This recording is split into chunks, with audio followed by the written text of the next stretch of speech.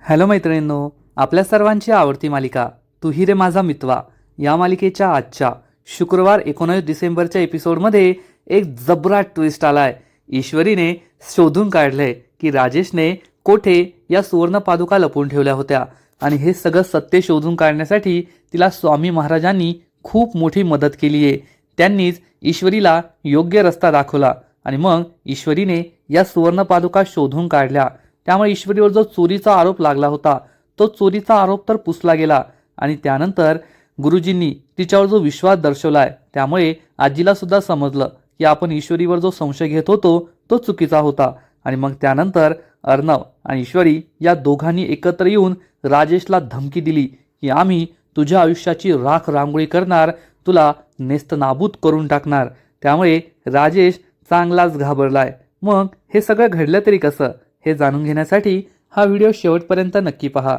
मैत्रिणींनो, एपिसोडच्या सुरुवातीलाच राजेश हा ईश्वरी आणि अर्णवला म्हणतो, तुम्हा दोघांना मी खुल्लम-खुल्ला सांगतोय, मी सुवर्ण पादुका चोरल्या आहेत आणि याच घरात त्या लपवल्या आहेत. तुम्ही दोघांनी ते शोधून काढायचं. मी तुम्हाला चॅलेंज देतो की सुवर्ण पादुका काय, मी त्या कोठे लपवल्या ना हे जरी तुम्ही गेस करू शकला ना तरी पादुका तुमच्या आणि मी काहीच बोलणार नाही. अर्णव आणि ईश्वरीला खूप राग येतो. अर्णव हा त्याच्या अंगावर धावून जातो तर ईश्वरी अर्णवला थांबवते आणि म्हणते, अर्णव सर, नका या नीच माणसाच्या तोंडी लागू. हा नीच माणूस एक नंबरचा. त्याने त्या सुवर्ण पादुका चोरल्या, मला आधीपासून ठाऊक होतं. आणि तुझा हा जो घमंड आहे ना राजेश, तोच तुला एक दिवस नेस्तनाबूत करणार आहे. राजेश हा घाबरल्याचा शोधला पण सुवर्ण पादुका सापडल्याच नाहीत. आजी तिच्याकडे रागारागाने पाहते तर राजेश मात्र चांगलाच खुश होतो. यांना सुवर्ण पादुका कधीच सापडणार नाही. मामी या संधीचा फायदा घेते आणि चिडून म्हणते, आई, कारण या सुवर्ण पादुका ईश्वरीनेच चोरल्या आहेत. तिने तर आतापर्यंत त्या घराबाहेर नेऊन विकल्या सुद्धा असतील. आपल्या आईबापाला ते पैसे पाठवले सुद्धा असतील, म्हणून पादुका घरात नाही सापडल्या. अर्णवला खूप राग येतो. तो मामीवर चिडून म्हणतो, बस झालं मामी, तुला एकदा मी सांगितलंय ना, माझी बायको असं कधीच करू शकत नाही. ती सुवर्ण पादुका चोरू शकत नाही. तिच्या मनात असा विचार कधीच येऊ शकत नाही. तर आजी ही अर्णववर चिडून म्हणते, बस झालं अर्णव, वल्लरीवर चिडून काय फायदा आहे. जर या घरात सुवर्ण पादुका नाहीये याचा अर्थ त्या ईश्वरीनेच चोरल्या आहेत असाच त्याचा अर्थ होतो. आजी असं बोलतेय हे ऐकून सगळ्यांना खूप वाईट वाटतं. तेवढ्यात आकाश आणि मामा घराबाहेरून येतात आणि मामा आईला सांगतो, आई, असं नाहीये, आम्ही आजूबाजूच्या सगळ्या ज्वेलरच्या दुकानात जाऊन आलो. त्यांना आम्ही विचारलं कुणी सुवर्ण पादुका विकल्यात का, तर त्यांनी सांगितलं असं काहीच नाहीये, कुणीच सुवर्ण पादुका विकल्या नाहीयेत. आणि आम्ही पोलिसांना सुद्धा कळवलंय. पोलीस सुद्धा कुणी सुवर्ण पादुका विकायला येतं का त्याबद्दल पाळत ठेवणार आहे. हे ऐकून आजीला मोठा धक्काच बसतो. राजेश चांगलाच घाबरतो आणि विचार करतो, आता कमीत कमी काही दिवस तरी आपल्याला गप्प बसावं लागणार आहे. त्या सुवर्ण पादुका विकाव्या लागणार नाहीत. तर मामा हा घरामध्ये येतो आणि सगळ्यांना सांगतो, सुवर्ण पादुका बाहेर गेल्या नाहीयेत, याचा अर्थ त्या घरातच आहेत आणि आपण शोधलं की आपल्याला नक्की सापडेल. तर आजी विचारते, एवढ्या वेळ तुम्ही शोधतच होतात ना, मग अजून सुवर्ण पादुका नाही सापडल्या, मग यापुढे कशा सापडणार. मला आता हीच भीती वाटतेय की जेव्हा स्वामी महाराज येतील, गुरुजी येतील, तेव्हा आपण त्यांना काय तोंड दाखवायचंय. जेव्हा ते विचारतील की सुवर्ण पादुका कोठे आहेत, तेव्हा आपण त्यांना काय सांगायचंय. मी माझ्या जबाबदारीवर त्या सुवर्ण पादुका श्री दत्तगुरूंची पालखी या घरात आणली होती आणि तुम्ही मला माझी मान खाली घालायला लावली, माझं नाक कापलं. आता मी काय करणार, त्या पादुकांबद्दल गुरुजींना कसं सांगणार. तर ईश्वरी म्हणते, आजी, तुम्ही काळजी करू नका, गुरुजी येईपर्यंत त्या पादुका आपण नक्कीच शोधून काढू. आणि आता आपल्याकडे एकच मार्ग उरलाय. सगळ्यांना आश्चर्य वाटतं की ईश्वरी कशाबद्दल बोलतीये आणि तिच्याकडे आता पादुका शोधून काढण्याचा कोणता मार्ग आहे. ईश्वरी या पादुकांजवळ येते जेथे पादुका ठेवलेल्या असतात. तेव्हा राजेश चांगलाच घाबरतो. त्याला वाटतं ईश्वरीला समजलं की काय, मी या पादुका या चौरंगाखाली लपून ठेवल्या आहेत. ईश्वरी या चौरंगाजवळ येते, ती चौरंगाला हात लावते. राजेश थरथर करू लागतो. मामी, अंजली, ईश्वरी, आजी, मामा, आकाश या सगळ्यांनाच प्रश्न पडतो की ईश्वरी आता काय करणार आहे. ईश्वरी या ताटामध्ये जेथे पादुका ठेवलेल्या असतात त्याला पाया पडते, हात जोडते आणि श्री दत्तगुरूंना प्रार्थना करते की दत्तगुरू, आता आमच्या घरावर जे संकट आलंय ते संकट तुम्हीच दूर करणार असं म्हणून ती श्री दत्तगुरूंचं भजन गाऊ लागते, नामस्मरण करू लागते. तेव्हा कुठे राजेशचा जीव भांड्यात पडतो आणि त्याला समजतं की ईश्वरीला काहीच कळलेलं नाहीये आणि ती देवाचा धावा करतीये. आणि सगळेजण हे ईश्वरीच्या मागे मागे देवाचा धावा करू लागतात. ईश्वरी या चौरंगासमोर येऊन बसते आणि श्री दत्तगुरूंना साथ घालू लागते. आम्हाला या संकटातून सोडवा, आमची या संकटातून रक्षा करा. आणि ती गाणं गाऊ लागते, भजन गाऊ लागते, प्रार्थना करू लागते. सगळेजण हात जोडतात आणि ईश्वरीची साथ देतात. राजेश विचार करतो, असं भजन गाऊन काय पादुका सापडणार आहे का? तर अर्णवचा सुद्धा विश्वास नसतो. तो तसेच हाताची घडी घालून उभा असतो. पण ईश्वरीचा मात्र पूर्ण विश्वास असतो की या संकटाच्या वेळेस फक्त देवच आपल्याला वाचू शकतो आणि या संकटातून आपली सुटका करू शकतो. ईश्वरी ही देवाची प्रार्थना करत असते. सगळे हात जोडून उभे असतात आणि त्याच वेळेस स्वामी महाराज म्हणजेच गुरुजी हे अर्णवच्या बंगल्यामध्ये येतात. त्यांच्याबरोबर काही सेवेकरी सुद्धा असतात. पण ईश्वरीला हे माहीत नसतं आणि ती दत्तगुरूंचा धावा करत असते. त्यांना प्रार्थना करत असते की आम्हाला लवकरात लवकर त्या सुवर्ण पादुका मिळू दे, त्या पादुका शोधून काढण्यासाठी एखादा मार्ग दाखव. आणि त्याच वेळेस गुरुजी हे घरामध्ये पाऊल ठेवतात. ईश्वरीची प्रार्थना सुरूच असते. आजी गुरुजींना पाहते आणि म्हणते, गुरुजी तुम्ही आलात का? ईश्वरी ही मागे वळून पाहते आणि गुरुजी आलेत हे पाहून ती तिची प्रार्थना थांबवते. आपण आजीला दिलेलं वचन नाही पूर्ण करू शकलो, गुरुजी पर्यंत त्या सुवर्ण पादुका नाही शोधून काढू शकलो. त्यामुळे ईश्वरी खूप दुःखी होते आणि रडू लागते. आता सगळं संपलंय असं तिला वाटतं. गुरुजींना पाहून घरातील सगळ्यांनाच मोठा धक्का बसतो. अर्णवला सुद्धा वाईट वाटतं की गुरुजी आलेत आणि आपण त्या सुवर्ण पादुका नाही शोधू शकलो. आजीला आता असं वाटतं की मी काय तोंड दाखवायचं गुरुजींना. तर राजेश आणि मामी मात्र चांगलेच खुश असतात की ईश्वरी तिचं वचन नाही पूर्ण करू शकली आणि आता गुरुजींसमोर ईश्वरीनेच या पादुका चोरल्या आहेत हे सिद्ध होणार आणि ती कायमची या घराबाहेर जाणार.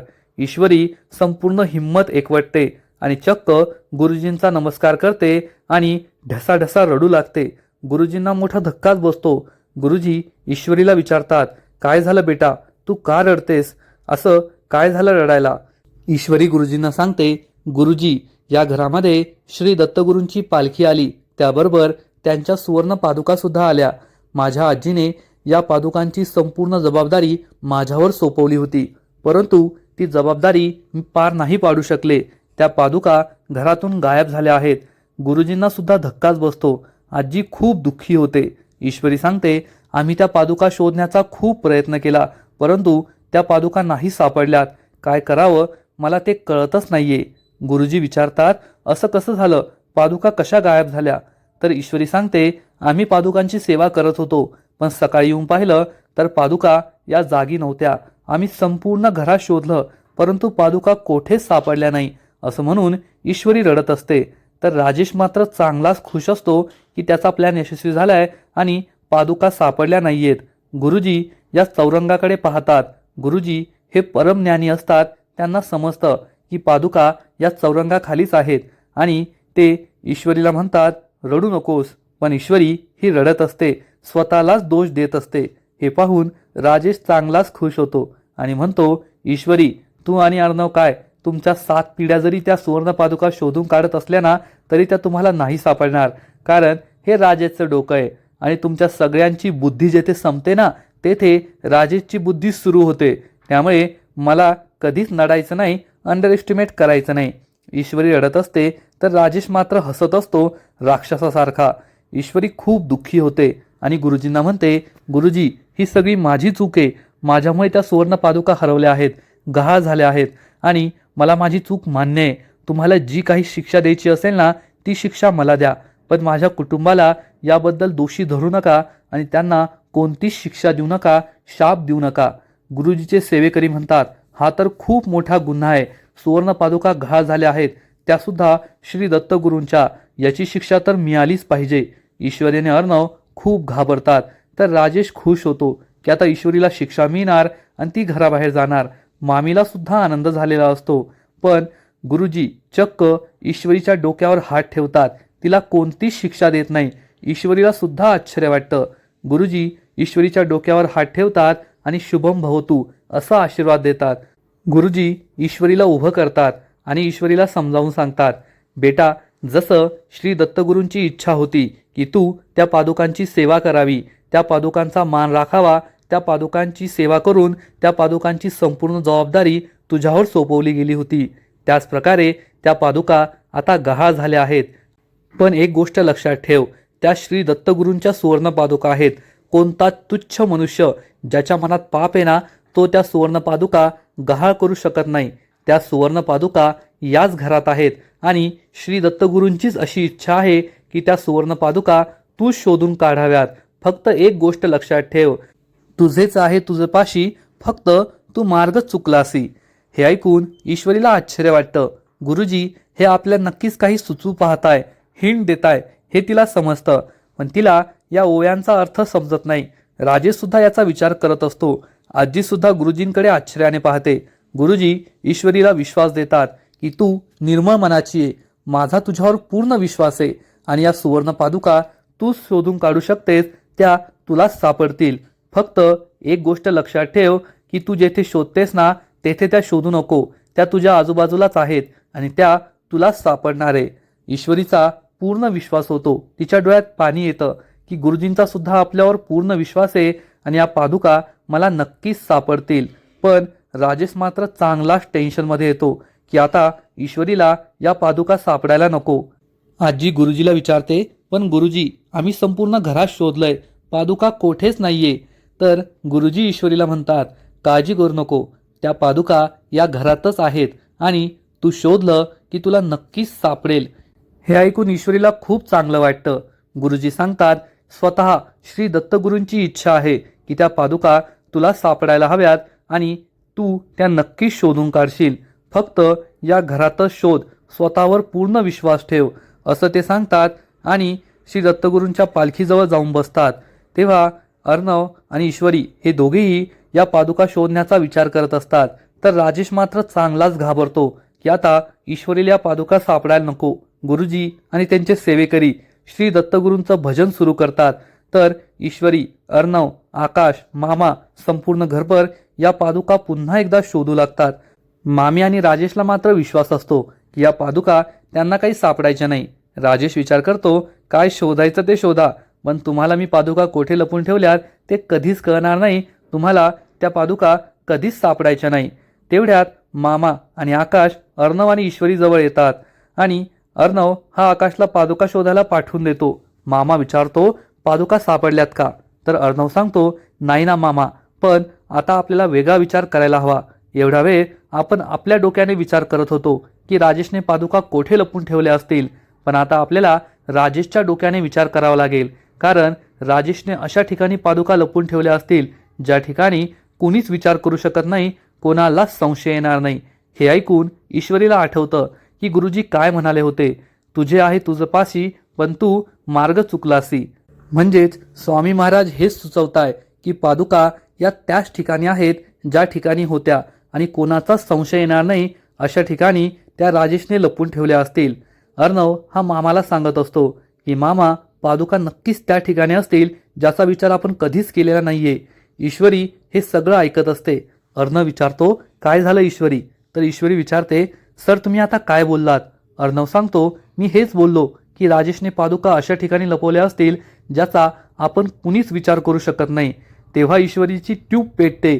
तिला समजतं की राजेशने नक्कीच या चौरंगाखाली या पादुका लपून ठेवल्या असतील आणि ती मामा आणि अर्णवला सांगते, चला सर माझ्याबरोबर, मला कळलंय त्या राजेशने पादुका कोठे लपून ठेवल्यात. हे ऐकून मामा आणि अर्णवला आश्चर्य वाटतं. अर्णव विचारतो, कोठे लपून ठेवल्यात? तर ईश्वरी म्हणते, सर चला माझ्याबरोबर, मी आत्ता नाही सांगू शकत.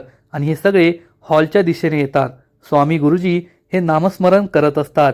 अंजली, आजी सगळे हात जोडून डोळे बंद करून बसलेले असतात. वल्लरी आणि राजेश एकत्र उभे असतात.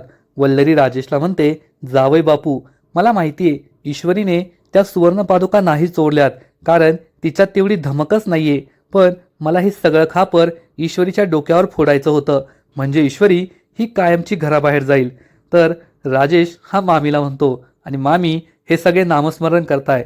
यांना असं वाटतंय की नामस्मरण केल्याने त्या पादुका सापडतील, परंतु फक्त देवाचं नाव घेतल्याने कोणतंच कार्य सिद्धीस जात नाही, तर त्यासाठी आपल्याला सुद्धा थोडेफार प्रयत्न करावे लागतात. देवाचा आशीर्वाद हवा असतो, पण प्रयत्नसुद्धा तेवढेच महत्त्वाचे.